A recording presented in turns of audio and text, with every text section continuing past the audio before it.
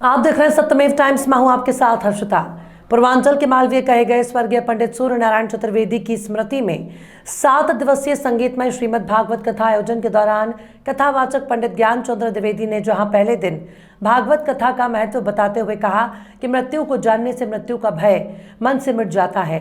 जिस प्रकार परीक्षित ने भगवान कथा का श्रवण कर अभय को प्राप्त किया, वैसे ही भगवान जीव को अभय बना देती है। वहीं कथा के दूसरे दिन उन्होंने सती प्रसंग ध्रुव चरित्र का वर्णन करते हुए प्रभु चरित्र का वर्णन किया।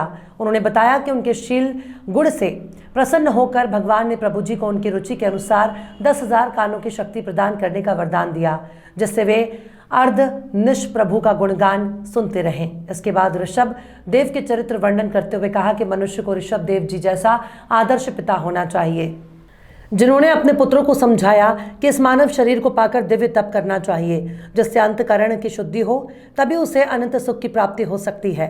भगवान को अर्पित भाव से किया गया कर्म ही दिव्य तप है।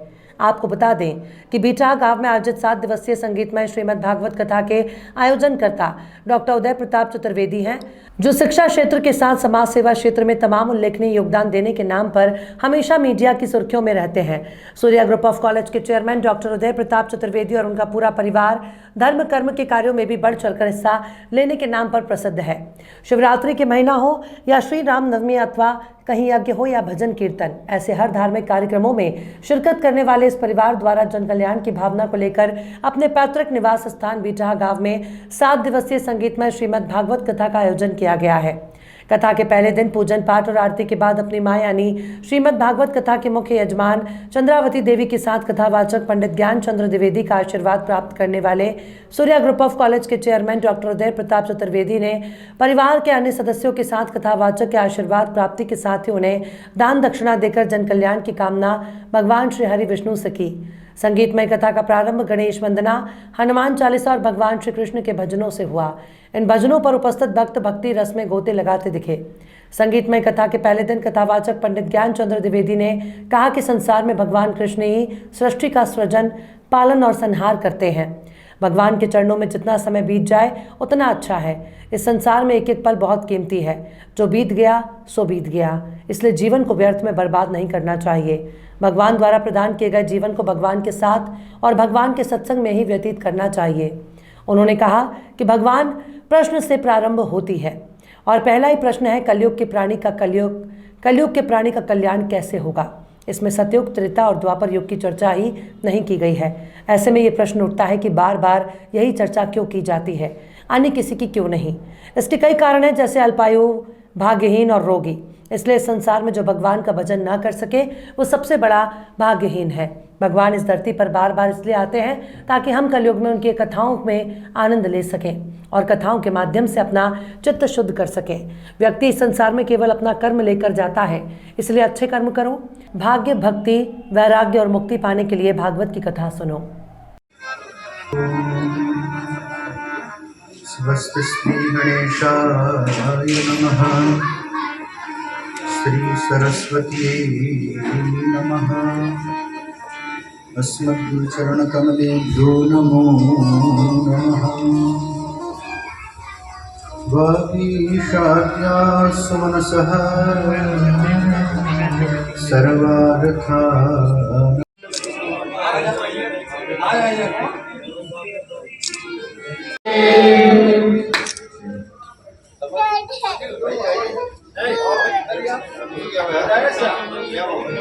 प्यारे भाई बहन, भगवान की महती अनुकंपा से हम लोग पवित्रतम मार्गशीर्ष मास में भगवान के दिव्य चरित्र को श्रीमद् भागवत भगवान की छत्र छाया में बैठ करके सुनने के लिए उपस्थित हैं।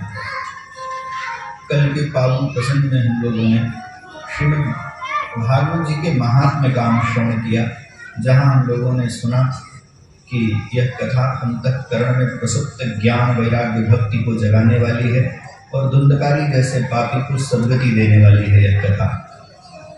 आज हम लोग श्रीमद् भागवत जी में प्रवेश करेंगे। ग्रंथ का नाम है श्रीमद् भागवत महापुराण। यह महापुराण है, इसमें फल भेद नहीं है। अन्य कोई अनुष्ठान कराया जाए तो उसका जो फल होगा वह उसी को मिलेगा जो उसका मुख्य यजमान होगा। जैसे षट्चंडी कराया जाए तो जिसके निमित्त संकल्प होगा वही पुण्यशाली होगा, वही उसका पुण्य भोक्ता होगा। नवचंडी कराया जाए, महामृत्युंजय कराया जाए, कोई भी अनुष्ठान कराया जाए तो इससे जो श्रेय उत्पन्न होगा, जिसके निमित्त संकल्प होगा वही लाभ लेगा। पर धन्य है श्रीमद् भागवत महापुराण।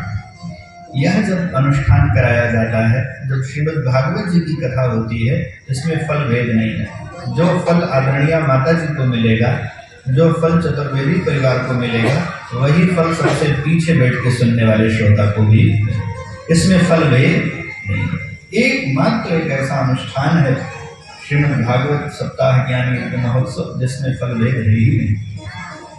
यह महापुराण और ग्रंथ का नाम है भागवत। भागवत शब्द के बड़े अर्थ हैं, 2-3 अर्थ आप समझिए। भगवता प्रोक्तम यदि भागवतम, जिसको भगवान ने कहा हो उसी का नाम भागवत है। जरा इन बच्चों को थोड़ा शांत कराएं, आवाज आए। भगवता प्रोक्तम यदि भागवतम, जिसको भगवान ने कहा हो उसी का नाम भागवत है, पहला अर्थ है। अथवा तो भगवान जिसमें रहते हो उसका नाम भागवत। ये भगवान की नित्य निवास स्थली है, भगवान का निवास है इसमें। अथवा तो जिसके सुनने से भगवान मिल जाए उसका नाम भागवत है। जिसको भगवान आया है। और यह जो गायत्री मंत्र है, यह चारों वेदों में आया है। और उसी गायत्री मंत्र का एक शब्द भागवत के पहले श्लोक में आ गया है। इसका क्या अभिप्राय है? यह कथा कपोल कल्पित कहानी नहीं है, किसी की बुद्धि की उपज नहीं है, किसी ने अपने बुद्धि वैदिश्व के आधार पर श्रीमद् भागवत जी की रचना कर दी हो, ऐसा नहीं है। क्योंकि धीमहि शब्द वेद का है और भागवत के पहले श्लोक में वेद शब्द आ गया, इससे इसका वैदिकत्व स्पष्ट हो गया। श्रीमद् भागवत वेदोक्त ग्रंथ है, वैदिक ग्रंथ है। पुराणम ब्रह्म संहितम, वेद संहितम ग्रंथ है। अच्छा, जो चीज जहां से निकलेगी अपने गुण धर्म के साथ निकलेगी कि नहीं निकलेगी? आम रस पिया जाए तो आम जैसा फ्लेवर आएगा, नींबू रस पिया जाए तो नींबू का फ्लेवर आएगा।